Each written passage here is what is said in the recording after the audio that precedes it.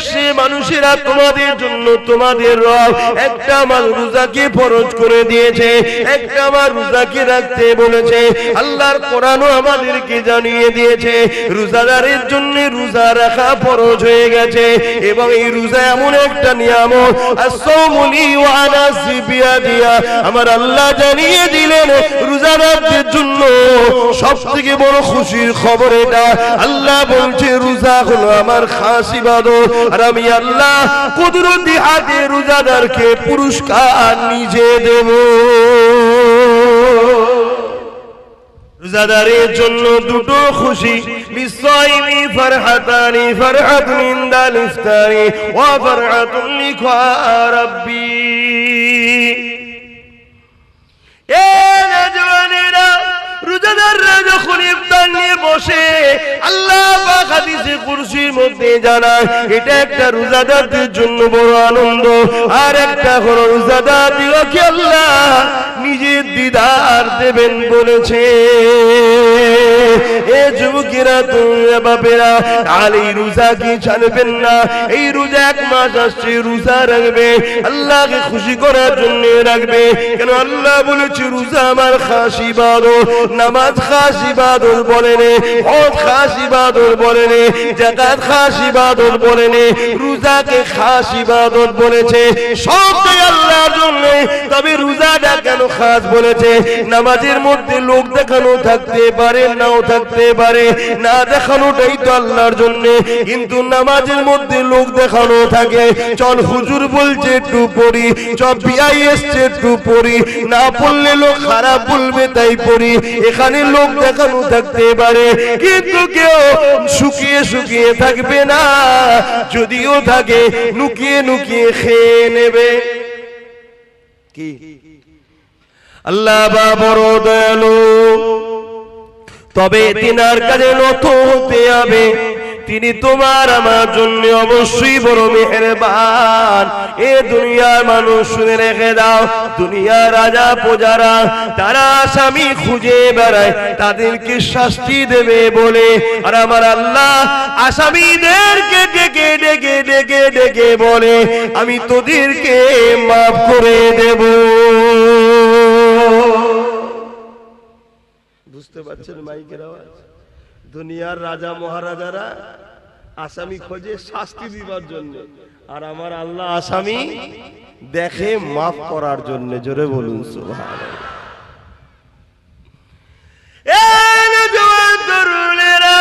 কি আলোচনা করবো সংক্ষিপ্ত সময়, মনে রেখে দেবেন জীবনে কোনোদিন কাউকে খুশি দিনা করতে পারে, কখনো কারো মনে আঘাত দেবেন না। আল্লাহ সৃষ্টিকে কখনো জুলুম অত্যাচার করবেন না।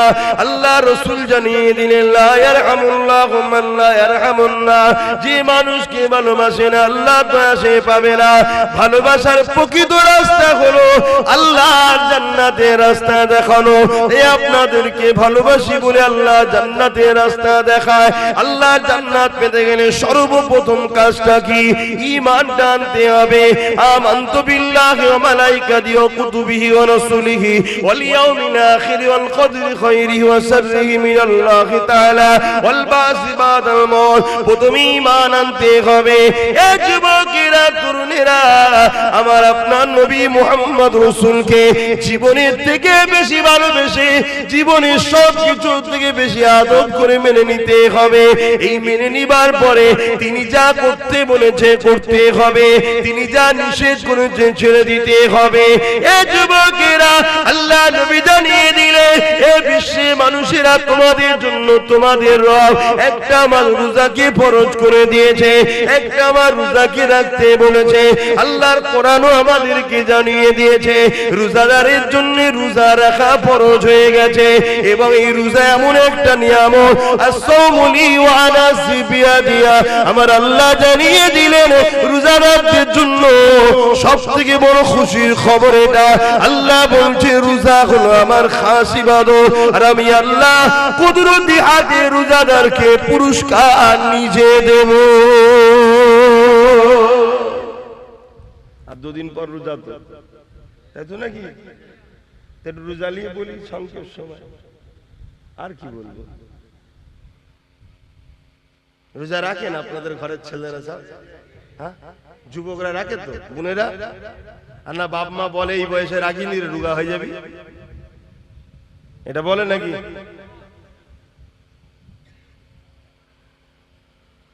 রোজাদারের জন্য দুটো খুশি, লিসাইমি ফারহাতানি, ফারহাতুন ইনদাল ইফতারি ওয়া ফারহাতুন লিকা রাব্বি। এ নওজওয়ানেরা, রোজাদাররা যখন ইফতার নিয়ে বসে, আল্লাহ পাক হাদিসে কুরসির মধ্যে জানায় এটা একটা রোজাদারদের জন্য বড় আনন্দ। আর একটা হলো রোজাদারদিগকে আল্লাহ নিজের দিদার দেবেন বলেছে।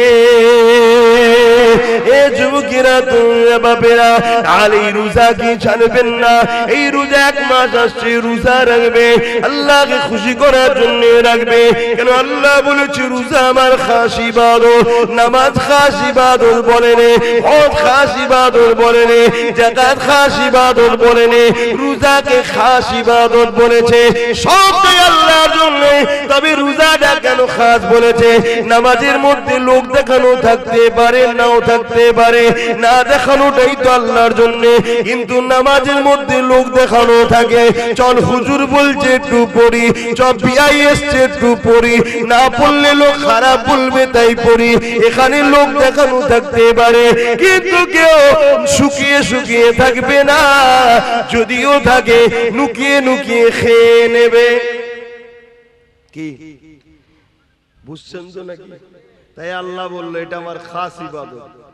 কমসে কম পুকুরে ডুব মেরেও তো পানি খেলেন। কে কে খেয়েছেন ডুব মেরে পানি? ছোটবেলায় খান না? কিন্তু রোজা ও আল্লাহর খুশির জন্য, তাই চোখের আড়ালে হয়ে গেল, সেই আল্লাহর জন্য সে রোজা রাখে।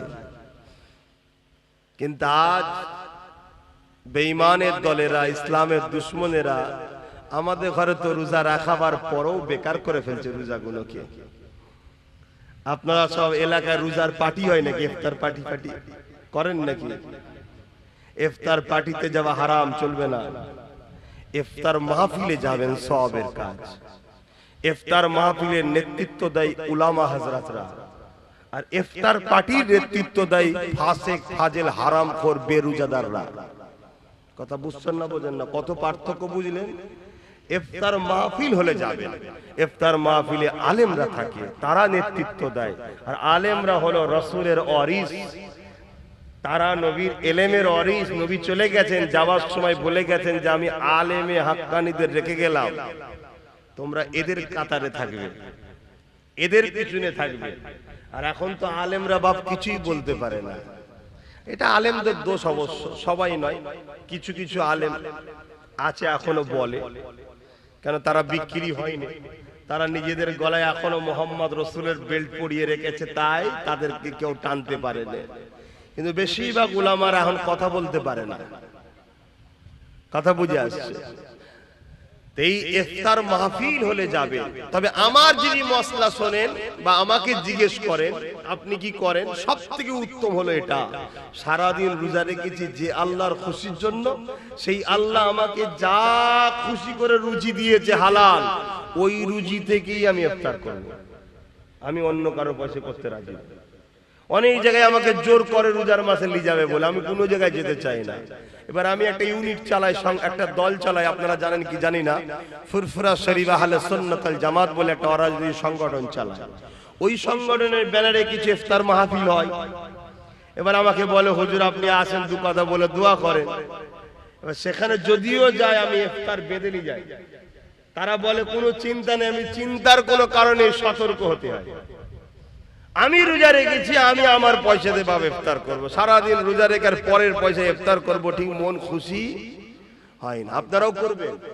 তাতে যদি আল্লাহ আপনাকে শুধু চিনি দিয়া শরবত খাওয়ায়, অতি খুশি আলহামদুলিল্লাহ বলেন যে আমার আল্লাহ আমার জন্য যেটা ভালো সেটা করেছে। তুমি তোমার নয়, তুমিও তোমার আল্লাহ। কোনটা তোমার বলো তো? এই কোনটা তোমার আছে নাকি? তোমার আল্লাহ, আমার আল্লাহ যদি আমাকে দুদিন শুকিয়ে রাখে, তাহলে আমি আমাকে শুকিয়ে রাখছি না, আল্লাহ তার সৃষ্টিকে শুকিয়ে রেখেছে। তা আল্লাহ যদি তার সৃষ্টিকে শুকিয়ে রেখে খুশি হয়, তা আমার মতে এত ব্যস্ত হয় কেন, এত বিপদ চেপে হয় কেন, এত টেনশন আমরা হই কেন? নিজেকে কুরবান করে দাও আল্লাহর কাছে। আমি আবার কি, আমি বলে কিছু নেই, সবই আল্লাহ। এ চোখ আমার নয়, আল্লাহর সৃষ্টি। এ কান আমার নয়, আল্লাহর সৃষ্টি। এ হাত আমার নয়, আল্লাহর সৃষ্টি। এ পা আমার নয়, আল্লাহর সৃষ্টি। এ জবানের কথা আমার নয়, আল্লাহ দিয়েছেন, ব্যবহার করতে তাই করতে পাচ্ছি। কোনটা আমি তৈরি করিনি বাপ। তাহলে আমার খিদে লাগলে আমার আত্মা যে রূহ জান কষ্ট পায়, ওই জানটাকেও সৃষ্টি আল্লাহ করেছে। তাহলে ওই জানটা আমার যতটা আমি না ভালোবাসি, তার থেকে বেশি আল্লাহ তার সৃষ্টিকে ভালোবাসে। জোরে বলুন সুবহানাল্লাহ। বা ওয়াজ করতে গেলে সময় লাগে, আমি কিভাবে ওয়াজ করবো? এইভাবে হবে? কোন দিকে যাবো দিশে খুঁজে পাইনি, কখন এখানে একটু কখন ওখানে একটু বলে ফেলছি। তাই দরুদ শরীফ ওই দিকেও কম পড়ানো হলে একটু পড়ানো দরকার, সব হয়। কেন আমি জানছি তুই কথা বলতেই পারবো না। যা তারপর এর মধ্যে থেকে একটাই কথা বলবো, জীবনের প্রতিটা মাকসাদ হবে আমার স্রষ্টাকে খুশি করা।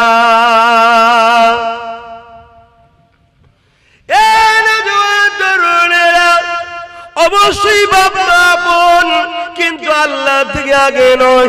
অবশ্যই পীর মুর্শিদ আপন, কিন্তু আল্লাহ থেকে আগে নয়।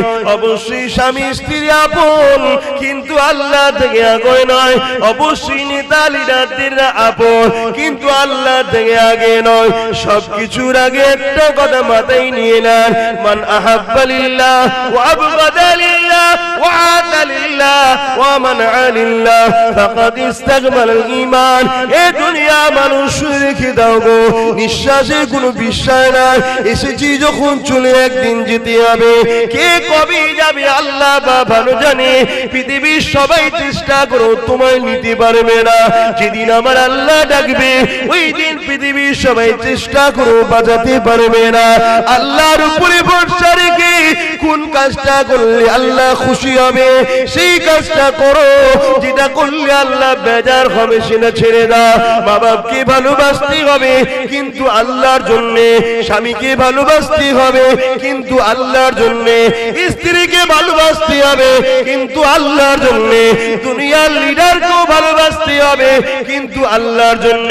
যদি তোমার মা বাপ তোমাকে ইসলাম বিরোধী কথা বলে, ওই কথা তোমাকে মানা যাবে না, কেননা মা বাপ আগে নয়, আল্লাহ আগে।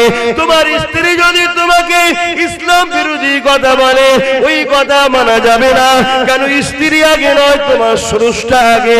তোমার স্বামী যদি তোমাকে ইসলাম বিরোধী কথা বলে, এ নারীরা স্বামীর কথা মানা যাবে না, কেননা স্বামীর আগে তোমার স্রষ্টা। ঠিক তেমনই তোমার দুনিয়ার লিডার যদি তোমাকে ইসলাম বিরোধী কোনো কথা বলে, ওই কথা মানা যাবে না, কেননা দুনিয়ার লিডার আগে নয়, তার আগে হলো তোমার আল্লাহ। দুনিয়ার লিডার যদি তোমাকে আল্লাহর পক্ষে কথা বলে, তবেই মানা যাবে। তোমার ইমাম যদি তোমাকে আল্লাহর বিরুদ্ধে কথা বলে, ওই ইমামের কথা মানা যাবে না। তোমার পীর যদি আল্লাহর বিরোধী কথা বলে, ওই পীরের কথা মানা যাবে না, কারণ আমরা মুর্শিদকে মানবো আল্লাহকে পাওয়ার জন্য। আল্লাহকে মানবো মুর্শিদ পাওয়ার জন্য নয়। মুর্শিদকে ধরবো আল্লাহকে পাওয়ার জন্য। মুর্শিদকে ভালোবাসবো আল্লাহর জন্য, আল্লাহকে ভালোবাসবো মুর্শিদের জন্য নয়। এই যুবকেরা তাই বলে দিয়ে যায়, ইমানটা ঠিক করে না।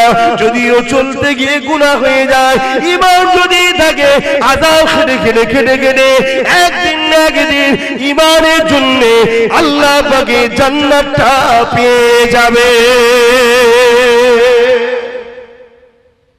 আর ইমান যদি না থাকে, সব বরবাদ। দাড়ি তোমায় নাজাত দেবে না, টুপি তোমায় নাজাত দেবে না, হজ তোমায় নাজাত দেবে না। এগুলো তোমার মাকামকে বাড়ায় যদি ইমানদার হও। ইমানদারের মুখের দাড়ি থাকলে মাকাম বাড়লো, ইমানদারের মুখের মাথায় টুপি আছে, মাকাম বাড়লো। ইমানদার নাই পরায়ণ, মাকাম বাড়লো। ইমান নেই তো কিচ্ছু নেই। আর ইমান কি? রাসূলকে বলুন, আমার সাথে বলুন, রাসূলকে জানের থেকেও বেশি ভালোবেসে আদবের সাথে মেনে নিবার নাম হলো ঈমান।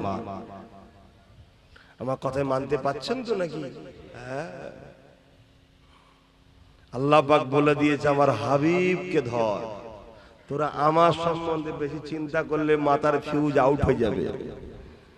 কথা বুঝাস? তোরা আমার হাবিবকে ধর, ওইটাকে আমি পাঠিয়েছি, উনি যা বলবে মেনে নে। কোরআন বলছে, আগেই বললাম না, হাফেজ সাহেব, মা আতাকুমুর রাসূল ফাখুযুহু ওয়া মা নাহাকুম আনহু ফান্তাহু। রাসূল যা আদেশ করেছে মেনে নাও, আছে তো কোরআনে। নবী যা নিষেধ করেছে ছেড়ে দাও। আল্লাহর নবী মদ খেতে বলেছে, মাতালকে সাপোর্ট করতে বলেছে। আল্লাহর নবী সুদ খেতে বলেছে, সুদকে সাপোর্ট করতে বলেছে। আল্লাহর নবী চুরি করতে বলেছে, চোরকে সাপোর্ট করতে বলেছে। আল্লাহর নবী মানুষের উপর জুলুম করতে বলেছে, জুলুমকে সাপোর্ট করতে বলেছে। কিন্তু আমরা তো সব করে বসে আছি বাবা। অন্যায় করার অন্যায়কারীকে সাপোর্ট করা এক না আলাদা? জোরে বলো। সময় এখনো আছে, তওবা করুন, আল্লাহর কাছে কাঁদুন যে আল্লাহ জীবনে যা করেছি জানতাম না, করে ফেলেছি, আজ জেনে গেছি আর নয়। মনে রেখে দেবেন এই কবরের জমিনে যখন তোমাকে আমাকে রাখা হবে, কেউ যাবে না এই কবরের জমিনে, কিন্তু এই কবরের জমিনে একজন আসবে। বুখারী মুসলিমের হাদিস, আল্লাহ বাতিনাকে নিয়ে আসবে, তিনি তাশরীফ আনবে। তিনি অন্য কেউ নয়, দুনু জাহানের সুলতান নবী দু আলম নবী মুহাম্মদ রাসূল তাশরীফ আনবে। দুনিয়ায় যদি তিনার নেতৃত্ব মেনে নাও, তিনাকে যদি লিডার বলে মানো, আর তিনার পক্ষ থেকে আমরা নেতৃত্ব দিচ্ছি, অর্থাৎ তিনার কথাকে আপনাদের কাছে পৌঁছে দিচ্ছি, আমাদের কথা নয়। কথা বুঝছেন? সেই রাসূলের আদর্শকে যদি মেনে নাও নিজের জীবনে, তাহলে নবী আমার তখন কিয়ামত কবরে বলবে, ফেরেশতা ও আমার গোলাম ছিল, কে নাজাত দিয়া দেয়া হোক। জোরে বলুন সুবহানাল্লাহ। আর দুনিয়ায় রাসূল ছেড়ে দিয়ে নবী দ্বীনকে যারা মিটাচ্ছে, তাদেরই পিছনে হই হই করে ঘুরে বেড়াও। মনে রেখে দিও, কবর তোমার ডাকছে, তোমার জবাব দিতে হবে। আজ আমাদের ঘরের ছেলেদের ইসলামিক কোন ইউনিফর্মের উপর, ইসলামিক কোন কালচারের উপরে আঘাত দিলে আমাদের ছেলেদের ব্যথা লাগে না, কিন্তু যারা ইসলামের বিরুদ্ধে, তাদের কিছু হলে আমাদের ছেলেদের বুকে ব্যথা ওঠে। হয় না? হয় না? কি কোথায় চলে গেল? আবার এগুলো যদি আমি বলি, আবার কিছু মুসলমান আছে শুকনো মুসলমান মুনাফিক, তাদের আবার কষ্ট হয়, এসব কথা কেন বলবে? উনি আসবে, পেলেন ঘটনা বলে চলে যাবে। তাহলে ঘটনা শুনে নাও। আল্লাহ বললেন, বান্দা ঈমান নিয়ে আসো। কার মতো ঈমান আনবো? এই আয়াতের ব্যাখ্যায় বলছেন, সাহাবাদের মতো ঈমান আনো। সাহাবারা কেমন ঈমান এনেছে শুনে রেখে দেন। এই যুবকেরা, তরুণীরা, বাপেরা, আল্লাহ নবী সাহাবারা কেমন ঈমান এনেছিলেন, এক সাহাবীর নাম বলে দেয় হযরতে খুবাইব রাদিয়াল্লাহু তাআলা। হযরতে খুবাইব রাদিয়াল্লাহু তাআলা আর একজন সাহাবী ছিলেন হযরতে খাব্বাব রাদিয়াল্লাহু তাআলা। আল্লাহ নবী সাহাবী ছিলেন।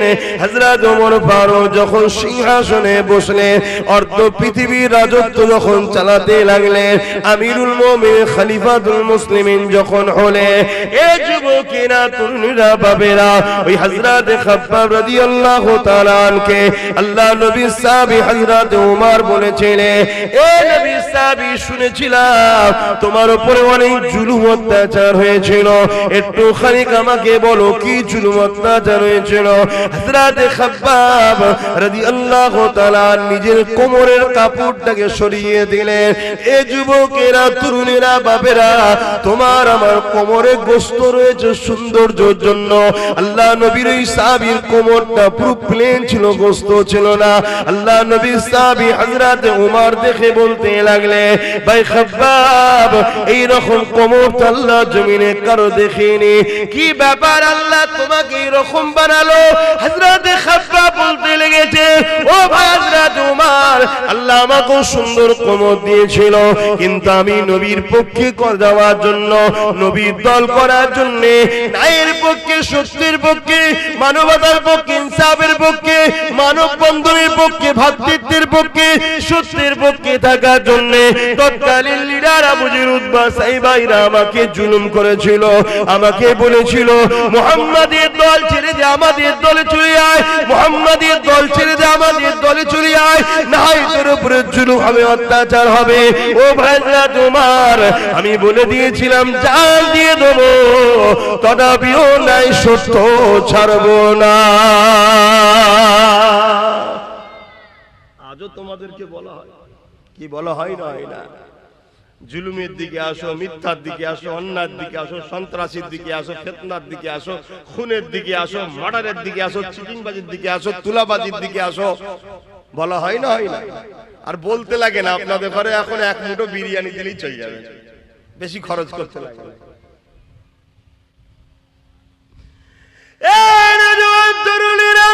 হযরত খাব্বাব রাদিয়াল্লাহু তাআলা হুজুর আমার কাঁদে আর বলে, ভাই উমর, আমি যখন তাদের কথা মানিনি, এই জন্য তারা আগুন তৈরি করেছিল, ওই আগুনের লাকড়ি তৈরি করে ওই আগুনের উপরে আমাকে হাত পা বেঁধে বসিয়ে দেওয়া হতো।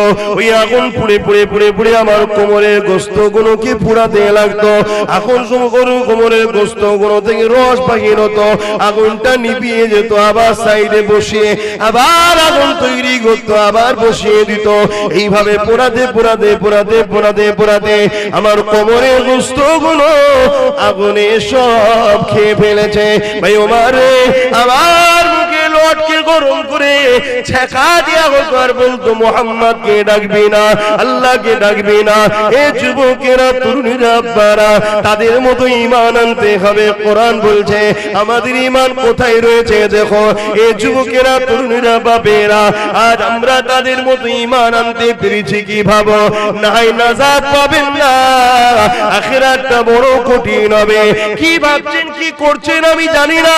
যদি কারো মনে হয় যখন হবে তখন দেখবো, কি দেখবে যুবক? চুলের থেকে সরু, হিরের থেকে ধার, একটা রাস্তার উপর দিয়ে যেতে হবে, পুলের উপর দিয়ে। পুলের ওই দিকটা যে জান্নাত, তলায় আছে জাহান্নাম। আল্লাহ বলবে যারা জান্নাতে যেতে চাও যাও, ওই পুলটা কিন্তু পার করতে হবে। ওই পুলটা পার করতে গেলে দুনিয়ার ঘুষ দিয়ে আমাদের চলে যাচ্ছে, দুনিয়ার মার্ডার করার পর বাইরে বাইরে ঘোরা যাচ্ছে, কেননা নেতার হাত থাকলে সব জায়গায় হয়ে যাচ্ছে। কিন্তু এই পুলটা পার করতে গেলে কোনো ঘুষ চলবে না, কোনো দাদাগিরি চলবে না। ওই পুলটা পার করতে গেলে ঈমান লাগবে, ঈমান লাগবে। কেমন ঈমান? সাহাবাদের ঈমান যেমন ছিল, একদিকে হারাম তোমাকে ডাকছে, একদিকে হালাল তোমাকে ডাকছে, একদিকে শয়তান তোমাকে ডাকছে, একদিকে রাসূলের গোলাম আব্বাস তোমাকে ডাকছে, বা আলেম ওলামারা তোমাকে ডাকছে। এ বাপেরা, নওজোয়ান তরুণেরা, তোমাদেরকে ডিসাইড করতে হবে, আমি রাসূলের দলে যাব না ইবলিসের দলে যাব। কারণ পৃথিবীর জমিনে দুটো দল আছে, একটা রহমান আল্লাহ পাকের দল, আর একটা হলো ইবলিসের দল। আল্লাহ দলের পক্ষে 1 লক্ষ মতান্তর, 2,24,000 নবী রাসূল এসেছে, আখরি নবী মুহাম্মদ রাসূল এসেছে। সেই নবীর বর্তমানে নবী পাকের পক্ষ থেকে নবীর ওয়ারিসরা রয়েছে। কারণ নবী আমার বিদায় নিবার সময় বলে গিয়েছিলেন, বাবারা শুনে রেখে দাও, আমি নবী তোমাদেরকে 3টে জিনিস রেখে গেলাম, 2টো নয় 3টে। প্রথম নম্বর হলো কিতাবুল্লাহ, আল্লাহ পাকের কিতাব। দ্বিতীয় নম্বর সুন্নাতে রাসূলি, আমার সুন্নাহ। 3 নম্বর হলো আহলে বাইতি, আমার পরিবার, আমার খানদান। তাই মিশকাত শরীফে আব্দুল্লাহ ইবনে আব্বাস রাদিয়াল্লাহু তাআলা হাদিসটা বললাম, হযরত ওমর ইবনে আব্দুল্লাহ হুজুরের হাদিসটা বললাম। কি নবী আমার জানিয়ে দিলে, এ আমার মাননেওয়ালারা, তোমরা ইদিক উদিক করো না, কেননা আমার খানদানের হাতে কিয়ামতের সেই দিন পর্যন্ত 2 জন যদি আমার বংশের থাকে, তার মধ্যে একজনের হাতে আমার ঝান্ডা থাকবে। দেখুন, ভাবুন, কেন আমাদের কাজ সজাগ করে দেওয়া, জানিয়ে দেওয়া, কাউকে জোর করে টেনে আনবো না, টেনে আনবো না। এবারে আপনারা কি করবেন, কি ভাববেন, কি কোন রাস্তা বেছে নেবেন, সব তো আপনাদের ব্যাপার। কিন্তু পরিস্থিতি, দুনিয়া তো বরবাদ হচ্ছে, আখিরাতটাও বরবাদ হয়ে যাচ্ছে। আসুন আমাদের কাছে, দুনিয়াও পাবেন আখিরাতও পাবেন ইনশাআল্লাহ। আল্লাহ নবী জানিয়ে দিলেন, বাবারা বেশি বেশি করে কিয়ামতের জন্য চিন্তা করো বাবা। সাহাবা হুজুররা বলেন, ইয়া রাসূলুল্লাহ, হাবিবাল্লাহ, হুজুর আপনি কিয়ামতের জন্য বারবার কেন বলেন? কিয়ামত হবে তো নাকি? কবে হবে? আমার দাদুকে কেউ দেখেছেন ছোট হুজুর পীর কেবলাকে? কিয়ামতের কথা বলতো তো। আমার বাপও এসে বলে কিয়ামতের কথা, আমিও বলছি, তার বাপ বলেছে, তার বাপ বলেছে, এসব মৌলী সাহেবদের বানানো না। হবে? আল্লাহর কোরআন জানায়, ইযা ওয়াকাতিল ওয়াকিয়া লাইসা লিওয়াকাতিহা কাযিবা। এটা এমন একটা ঘটনা যেটা অবশ্যই ঘটবে, যার মধ্যে কোনো মিথ্যা নাই। কোরআন যখন বলেছে কিয়ামত হবে, অবশ্যই হবে। কেন? কোরআন এমন একটা কিতাব পৃথিবীর জমিনে, জালিকাল কিতাব লা রাইবা ফি। কোরআন চ্যালেঞ্জ দিয়ে দিয়েছে, পড়বি পরে, মানবি পরে, আগে বিশ্বাস করলেই সেই কোরআন, যার মধ্যে ভুল তো দূরের কথা, কোনো সন্দেহ নাই। সেই কোরআন যুগে যুগে এই মানুষ জাতিকে বাঁচাবার জন্য মহান স্রষ্টা দুটো করে জিনিস পাঠিয়েছে, একটা কিতাব আর একটা হলো কিতাব বোঝানোর জন্য নবী রাসূল পয়গম্বর, পথ প্রদর্শক, আওতার, মেসেঞ্জার। 104টে কিতাব। কটা? একটু শিখে নাও, কটা মুখ দিয়ে বলো। তার মধ্যে 100টা হলো চটি ছোট কিতাব, আর 4টে হলো বড়, তাওরাত, জাবুর, ইনজিল আর কোরআন শরীফ। আর 1 লক্ষ মতান্তর 2,24,000 নবী রাসূল এসেছে এই কিতাবগুলোকে শিখাবে বলে।